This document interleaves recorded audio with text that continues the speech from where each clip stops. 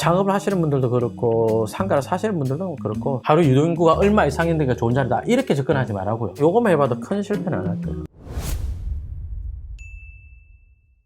대표님 만약에 1억이 있어요. 네. 대표님이 창업하시려면 어떻게 한 6평 정도의 월세 250 언더로 지하철 출구에서 들어가는 주거 면적이 15만 제곱미터 이상 되면서 일입지 할 수 있는 데나 그런 데 들어갈 것 같아요. 전면 길이 4m 이상. 1입지라고 하셨는데 그러면 상권은 별로 안 중요한 건가요? 상권 별로 안 중요하죠. 커피는 중요하긴 한데 입지에 비해서는 중요도가 떨어지죠. 확실히 떨어지죠. 그러면 상권을 일단 보는 게 아니라 그냥 일단 1입지를 찾아다니시는 거네요. 예, 창업하시는 분들이 가끔 이런 실수하거든요. 저기 경쟁점이 매출이 되게 좋다. 기체가 좋으니까 내 저 옆으로 친다. 나는 창업을 돈 벌려고 하는 거지. 돈 잘 버는 사람 깎아내리려고 하는 게 아니에요. 돈 잘 버는 사람 배 아파서 내 옆에서 얘 괴롭히려고 들어간 게 아니라 나는 내대로 돈을 벌어야 되죠. 경쟁점이 있을 때 들어갈 때는 경쟁점을 압도하는 자리를 들어가든지 경쟁점을 멀리 있는 데 가든지 둘 중에 한 개네요. 일단 1억이면 매장이 작아야 될 거 아니에요. 그죠? 한 5천에서 6천 사이에 보증금하고 권리금을 해결해야 되거든요. 그러면 테이크아웃 커피 전문점이다. 안에서 먹는 게 없으니까 방리잖아요. 조금밖에 안 남겠죠. 방리면 필연적으로 다매를 할 수 있는 자리를 골라야 됩니다. 다매를 해야 되는데도 대로변에 번듯한 자리는 또 임대료 비싸서 되게 버거울 수 있거든요. 예를 들어서 요거는 뭐 제가 아주 자신있게 이야기할 수 있는 사례인데 보겠습니다. 보면 여기 업무용 건물이 큰 게 하나가 있죠. 요즘에 이제 이런 업무용 빌딩에서 담배를 못 피잖아요. 내려와서 담배를 피는데 요 앞에서 담배를 피는 게 아니고 요 반대편입니다. 여기서 담배 피고 있죠. 그래서 이제 예전에 이제 여기 보면 요 매장에 옛날에 W 카페라고 있었습니다. 요 자리에 W 카페 있었죠. 네. 보증금 한 6천에 권리금 없고 했는데 요 오픈할 때 짓기 다 해서 1억 조금 안 들었어요. 이 건물에 담배 피러 온 사람들을 집중 공략했죠. 우리 요 앞에 매장 있다. 오라고. 그러면 이제 담배 피러 온 사람들 중에 일부가 이제 오겠죠. 한두 명 오면 달고 오잖아요. 여기 담배 피고 있잖아요. 지금 보면. 그죠? 그러네요. 신세 한탄하면서 피고, 네. 서서 피고, 그냥 피고. 요 보면 담배 피는 사람 오라고 이렇게 올려놨잖아요. 네. 일배출 한 100만 원 나왔어요. 이 아예 앉아서 먹는 자리 자체가 없어요, 이거는. 지금은 모르겠는데, 초창기에 그 정도 팔았었고요. 그 다음에 역삼역이나 선릉역 이런 데는 뭐 어떻습니까? 대로변에 업무 빌딩 큰 거 많잖아요. 큰 건물에 거주하는 사람들은 출퇴근은 큰 도로로 하지만 담배 피러 나올 때 뒤로 나오잖아요. 네. 그 뒤로 또 밥 먹으러 갈 때 뒤로 나오잖아요. 네. 그 수요를 잡을 수 있는 자리에 들어가면 되겠죠. 그죠? 여기도 보면 지금 다른 커피숍이 들어가 있는 걸 제가 확인을 했는데, 요거도 W 카페였습니다. 그러네요. 예, 이거 위메프에서 하는 거였습니다. 옛날에 위메프에서 프랜차이즈 해보자 그래가지고 요 자리를 볼 때 뭐냐, 네. 이 업무 빌딩 하나, 둘, 세 개 있잖아요, 그죠? 담배 피러 오는데 요 CU 옆에 보글보글한 거예요, 담배 피러. 네. 그래서 그걸 잡자 하고 여기로 들어갔죠. 여기가 먼저 1매출 100만 원을 먼저 찍었습니다. 여기 매장 전면은 큰데 매장 면적이 좀 좋진 않거든요. 월세가 250이든가 관리비가 좀 비쌌거든요. 그다음에 뭐 이렇게 업무 빌딩을 끼고 있는 게 아니라면 완전 1입지로 들어가는 이야기를 한번 해보자면요. 영등포 여기 있잖아요. 요 주변에 유흥상권도 많고 이쪽에 백화점 있고 이마트 있고 하면서 여기 또 근무자들도 많고 이러잖아요. 여기 보면 여기 버스 노선 엄청 많아요. 올리브영부터 왼쪽 이런 데 자리들 굉장히 바글바글한 자리란 말이에요. 이 자리가 네. 이제 공부를 해두시면 좋을 것 같은 게 이 상권의 완전한 일입지잖아요. 이렇게 봤을 때. 예. 역과 버스 용소를 함께 끼고 있는 완전한 일입지거든요. 바글바글하단 말이에요, 사람들이. 여기서 W 카페를 그 당시 오픈했었는데 이 자리 권리금 많이 받고 빠졌거든요. 예, 여기 있다, 그죠? 그러네요. 예. 여기는 보증금 4천에 월세 400에 여기도 딱 1억 오픈했어요. 1억에. 근데 그 당시여서 1억에 오픈하신 거 아니에요? 그럴 수 있겠다. 네, 지금 지금 인테리어 비용이 더 비싸져가지고 네. 장사는 잘 텐데요. 장사 잘 됐죠. 장사 잘 돼가지고 권리금을 거의 1억 정도 받고 차이가 많이 남았습니다. 손익 좋았어요. 여기 완전 오토로 돌렸거든요. 오토로 돌렸단 말은 친절이라든지 이런 면에서 담보 못하죠, 그죠? 사람 빠글빠글 하잖아요. 여기 보면 이런 자리를 골라내야 되겠죠. 여러분들한테 이런 자리 고르는 방법에 대해서 하나 말씀드리자면 부동산 가가지고 매물 나오는 걸 가지고 이렇게 해석하려고 하지 말고요. 부동산에다가 지도를 보고 콕콕 찍어요. 테란노다. 지도를 딱 보면 이런 데 큰 건물 하나씩 있잖아요. 큰 건물, 건물별로 큰 거 있다. 이쪽은 안 온다 치고요. 이렇게 포텐셜을 잡잖아요. 그럼 그 뒤에 바로 포인트를 딱 집어가지고 요 파란색을 잡을 수 있는 요 포인트를 잡는 거예요. 그래가지고 이렇게 큰 건물 있고, 그죠? 네. 여기 파리바게뜨 카페형 있죠? 뚜레쥬르 있고 이런 데서 이제 작은 커피빈이네. 이런 게 있다. 그럼 이런 데 틈바구니에서 핵심 유효수는 얘잖아요. 이 사람들이 담배 피러 나온다면 올 수 있는 쓸만한 자리 있죠. 거기서 한 대여섯 병 골라서 산다. 그럼 좀 승산이 있지 않겠나. 그럼 이런 데는 자리가 없죠. 이런 데 포인트 찍어놓고 예를 들면 자리는 있는데 이미 다른 업종에 들어가 있을 수도 있죠. 그럼 부동산에다가 여기 상가 혹시 임대가 나온다면 연락 좀 주시오 하면 되는 거고. 그 다음에 역삼역이 나와서 뭐 한국 타일 빌딩이나 이렇게 업무 빌딩 큰 게 있잖아요. 네. 그럼 또 이쪽 사람들의 수요를 잡을 수 있는 뒤쪽 자리 이런 데를 잡는다. 괜찮다. 이게 뭐 있는지 모르거든요. 이런 식으로 포인트 잡아보면 패스트 카페 귀신같이 들어가 있네. 요 아마 장사 잘 될 겁니다. 예, 이 정도 되면은 이디야 가맹점 평균 매출 그 수준은 나올 것 같은데요. 월 매출 2천? 그 정도 나올 것 같은데요. 월 매출 2천. 예, 예를 들어서 프랜차이즈 회사 거로 이야기하자면 서쪽에 보면은 주거지 많죠. 이 주거지 사람들이 병원 가건 학원 가건 할 때 이쪽으로 많이 나올 거 아니에요. 그러니까 지하철 타러 출퇴근은 이쪽으로 가겠지만 네. 주거지 사람들의 생활은 이쪽에 업무 시설이 많기 때문에 여기 학원 병원이 있는 데가 아니잖아요. 그래서 여기로 나올 거 아니에요. 요 꼭지점에 더벤티 있죠.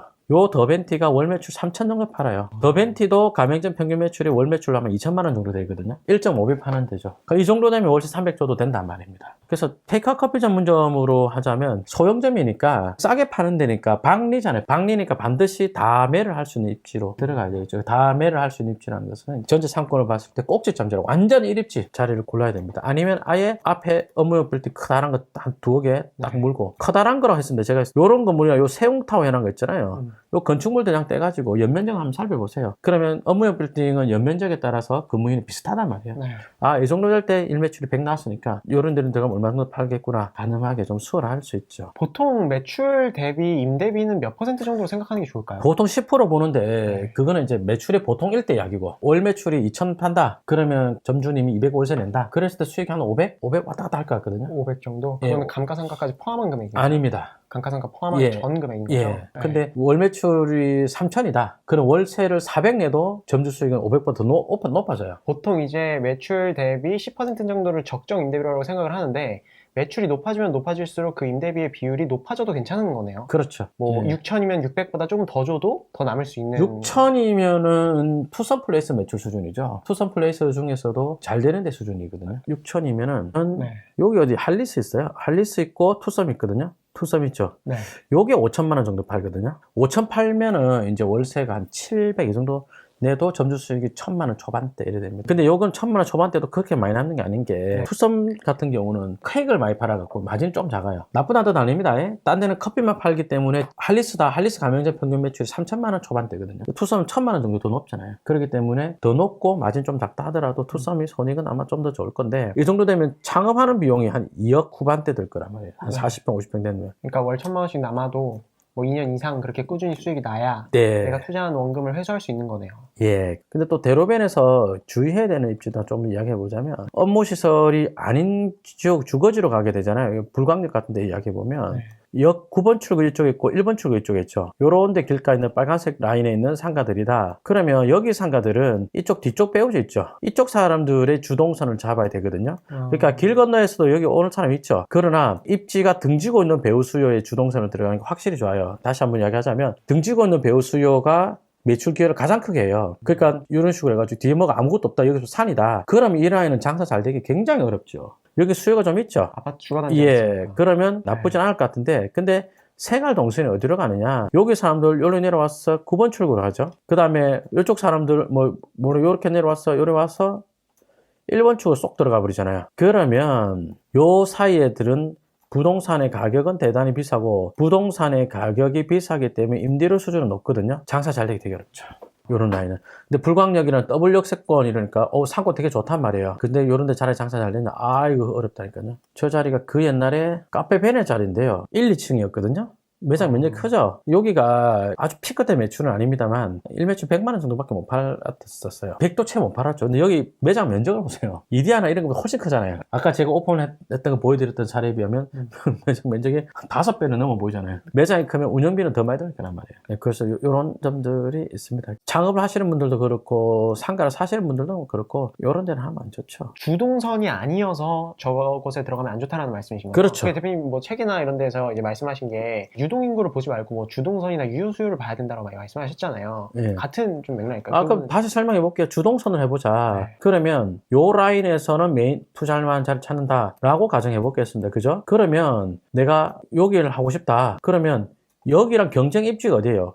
주된 유효수요가 아까 안쪽에 이쪽 배우 사람들이잖아요. 그죠? 그래서 내가 지금 검토하는 자리가 요 자리다 라고 한다면 주동선을 이야기하자면 경쟁 입지를 나름대로 두는 거죠. 요런 데를 경쟁 입지를 들고 역 앞에 대로변 자리잖아요. 네. 또 요것도 역 앞에 대로변 자리 맞죠? 그럼 요것도 역 앞에 대로변 이쪽으로 갈게 코너 자리 맞잖아요. 그죠? 네. 그러고 나서 얘네들 세 개를 후보점, 경쟁점 왜 유동인구를 비교를 하는 거예요. 커피 전문점은 또는 뭐 이런저런 창업하려고 하는 자리는 하루 유동인구가 얼마 이상인데가 좋은 자리다. 이렇게 접근하지 말라고요. 얼마 이상인데 좋은 자리다는 유동인구로 가는 거고, 그게 아니라 상권의 포텐셜 유효수를 봤잖아요. 그리고 나서 제일 많이 다는 동선이 셋 중에 하나 나올 거 아니에요. 그죠? 그럼 가급적이면 그쪽으로 가시라는 거죠. 커피집이다. 점심 이유가 피크란 말이에요. 그럼 그때 가서 재버리는 거예요. 유동인구를. 12시에 가서. 그리고 유동인구 제일 많은 자리가 커피집 입지로는 제일 우세한 자리가 될 것이다. 이래 버리면 딱 요것만 해봐도 큰 실패는 안 할 거예요. 그러니까 유동인구는 절대량으로 평가하는 게 아니라 상대 평가를 하라는 뜻이죠. 그리고 카페 매니저 요 뒷라인이거든요. 조사해보나 안 해보나 이런 데가 한 박자 작게 나온다는 거죠. 다른 데 대로변보다. 역과 역 중간 이런 자리가. 아, 예. 그쪽 출구가 없으니까 그런 거죠? 예, 그렇죠. 4번 출구랑 3번 출구 가운데 있죠. 이런 데 가보면 확실히 장사가 다른 출구보다 장사 안 됩니다.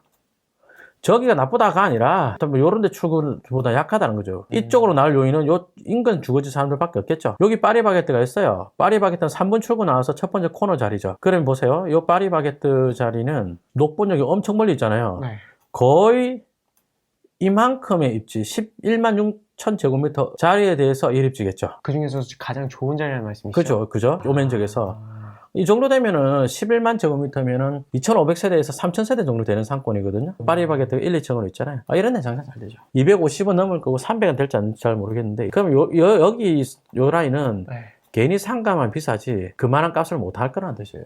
지적 편집도로 해서 토지를 보면 여기 빨간색이 일반 상업지역들이거든요. 근데 1층에 상가 커피 전문점 오픈하는 점주 입장에서는 이런 데가 가격이 비싸기 때문에 임대료 같이 비싸요. 근데 손익은 이런 데보다 좋을 가능성이 높지 않다는 거죠. 아, 그러니까 저기에 배우 수요를 잡은 이유는 다음 역까지의 거리를 이제 대충 계산해서 잡으신 거죠? 그렇죠. 그러니까 그 뒤에 배우 수요가 저쪽 역을 사용하기 때문에 예. 보통 배우 수요가 한 몇 세대 정도 있으면은 여기 카페 창업하기 좀 좋은 자리다, 뭔가 창업하기 좋은 자리다 이런 야, 카페는 상권의 성격도 같이 가거든요. 배우 수요의 성격도 같이 가는 거라서 쉽게 말하기는 좀 그럴 것 같아요. 그래도 저라면 4,000세대 이상은 되는데 갈 것 같아요. 오피스 상권 같은 경우에는 이제 출퇴근하는 인구를 포함해서 그 빌딩 안에 몇 명이 근무하는지 이게 유효 수요가 될 것 같은데 이런 예. 거는 좀 어떻게 좀 봐야 돼요? 몇 개 층을 센 다음에 층수를 꼽혀버리면 됩니다. 그러면 어떤 회사가 있다. 그럼 옆에 창업하려고 하는 사람인데 근무인이 몇 명 되는지 좀 여쭤봐야 되느냐. 요 사무실에 근무하는 사람. 그럼 대략 몇 명 좀 된다. 네. 알려주는 회사도 있고 안 알려주는 회사도 있죠. 알려주는 회사만 받아 적어서 곱하기 딱 하면 되죠. 제가 옛날 지식산업센터 이런 갈 때도 그렇게 했거든요. 네. 지식산업센터 처음 봤을 때 아파트형 공장 이름 불렀어요. 하다 보니까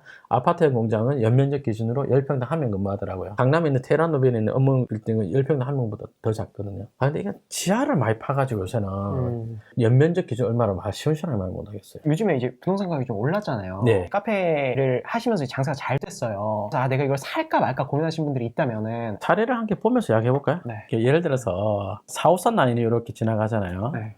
여기 쌍문역 있고 수유역 있고 미아역 있고 거리가 1.4km 좀 된다고요. 근데 그 옆에 나란히 가는 경전철은 역간거리가 되게 좁아요. 네. 역간거리가 되게 좁아요. 역간거리가 넓어야 역세권 효과가 크게 나타날 거 아니에요. 그러면 이 라인 어디에 커피집 장사하고 있는데 지하철 개통하지 않았다고 보겠습니다. 개통하지 않았는데 할머니 할아버지가 뭐 연로하셔가지고 팔려고 한다. 네. 그러면 이 라인의 부동산 가격은 거의 비슷한 방향으로 가요. 지역 전체가 지하철이 개통한다 그러면 상가든 토지든 다 단독주택이든 다 오른단 말이에요. 아파트도 마찬가지겠죠. 그런데 상가는 재밌는 게 특히 경전철 같은 경우는요. 지하철역 출구가 2개밖에 없어요. 이렇게. 그러면 역 출구를 끼고 동선이 만들어진 데를 사야죠. 예를 들어서 대표적으로 요런데 가오리역 1번 출구 앞에다 수유벽산 1차 아파트부터 시작해가지고 이쪽에 사람들이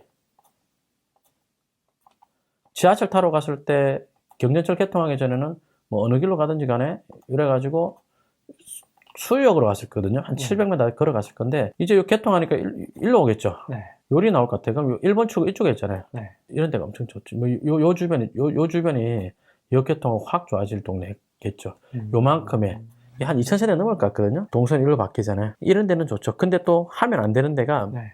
이런 데도 보면 화계역 출구가 1, 2, 2개 있잖아요. 1, 2, 2개인데 그럼 이런 데 사거리 되니까 좋아진다. 출구를 끼지 못하는 데는 생각보다 많이 좋아지진 않거든요. 근데 더 위험한 건 역과 역 정중앙에 보면 이런 데 있잖아요. 이런 데. 네. 버스 노선 이렇게 똥똥똥똥 지나가잖아요. 아마 같은 버스일 겁니다. 마을버스가. 강북 03번 같은 버스 맞죠? 그죠? 네. 그러면 요 노선을 따라서 요렇게 가서 요래 가지고 여기서 좌회전해서 아마 수역 대다 주는 걸 거거든요. 네. 그러면 여기가 그나마 요 인근에서는, 요 정도 상권에서는 일입지 역할을 했었거든요. 그랬는데 지하철 개통한다. 그럼 우리 집이 드림타운이다.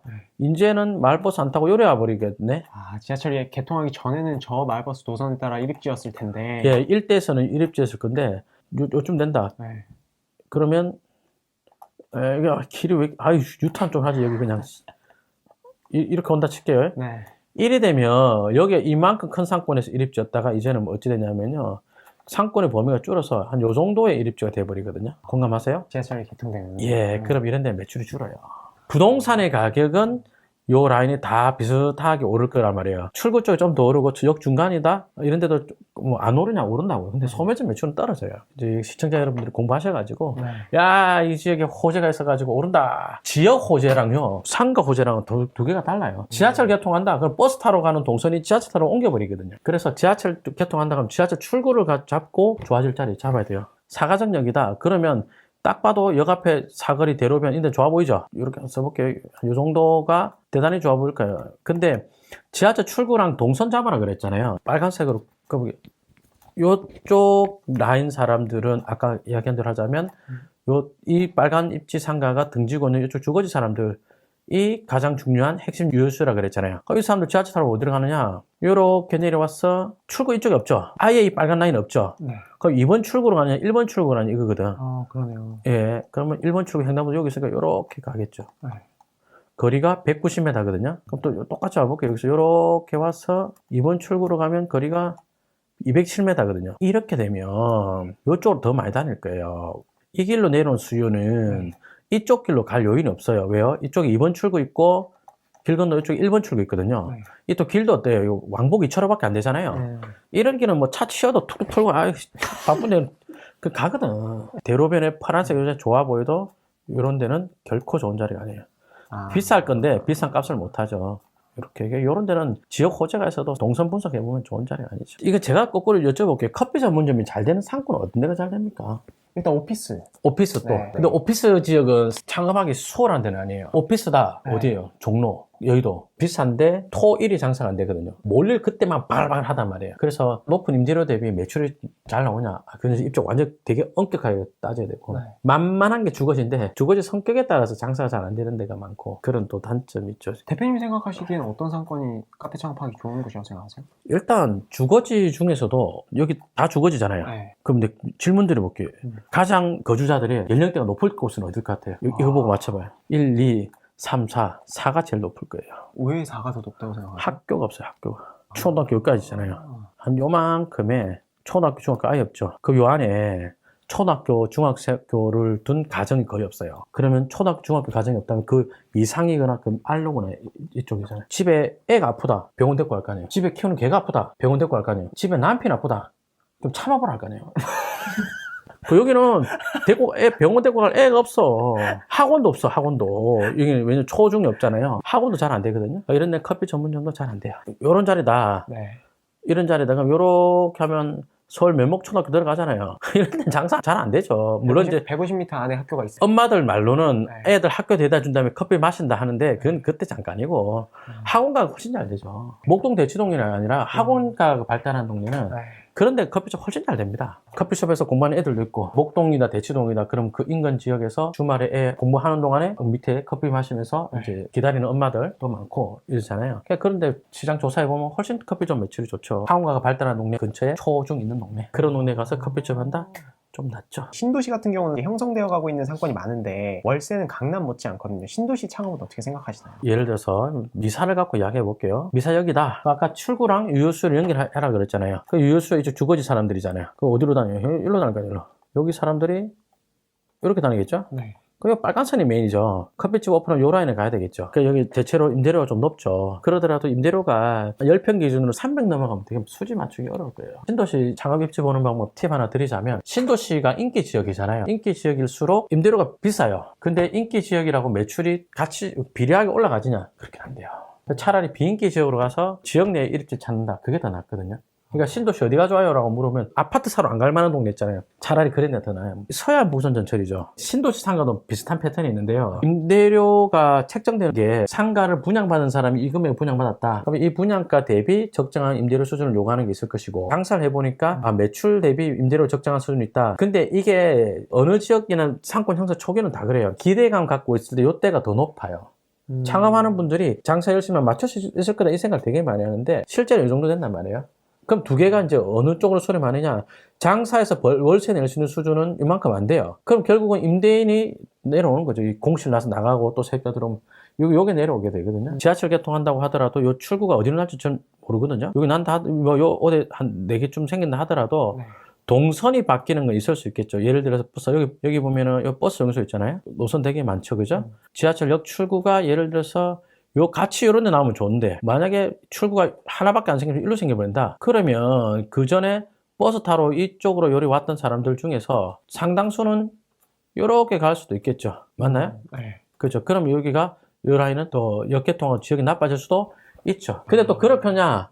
여기가 아까 서해안 보선 전철이에요. 네. 그럼 이걸 타고 어디로 가느냐? 버스는 요 동네 사람들 일반 뭐 이런 거잖아요. 네. 간선도 있네요. 근데 요건 타면 위로 올라가면은 대곡을 가는 거고요. 그 다음 밑으로 내려가면 부천종합 운동장에서 여기로 내려가는 거거든요. 그러니까 그 관계를 따져봐야 돼요. 지하철이 타고 서울 들어가는 거다. 그럼 버스하고 그 경쟁 우위가 반드시 있을 것이거든요. 이 서해안 북선 전철이라서 여객 운송면에서 흡입력이 그렇게 강하지 않을 거라 보거든요. 여기 개통하면 버스 노선으로 갈 사람이 줄 것이냐 말 것이냐, 얼마나 줄 것이냐, 그런 거 한번 생각을 해보십시오. 그 다음에 여기 상가 이용할 사람들이 보세요. 원래부터 이쪽 사람들은 역 주변 상가 이용할 유수가 범위가 한 이 정도 됐을 것 같거든요. 그렇기 때문에 2차 상권 늘어나냐, 이 지역에 안 오던 사람들인데 요 개통하는 게 여기서도 여기까지 온다면 굉장히 좋은 일인데, 대체로 이제 소매점 들어와 가지고 매출이 얼마나 나오는지 확인하기 전에는 기대감 때문에 조금 높은 게 일반적이죠. If everything I dreamt of it was true, I'd take your blessings with your heart.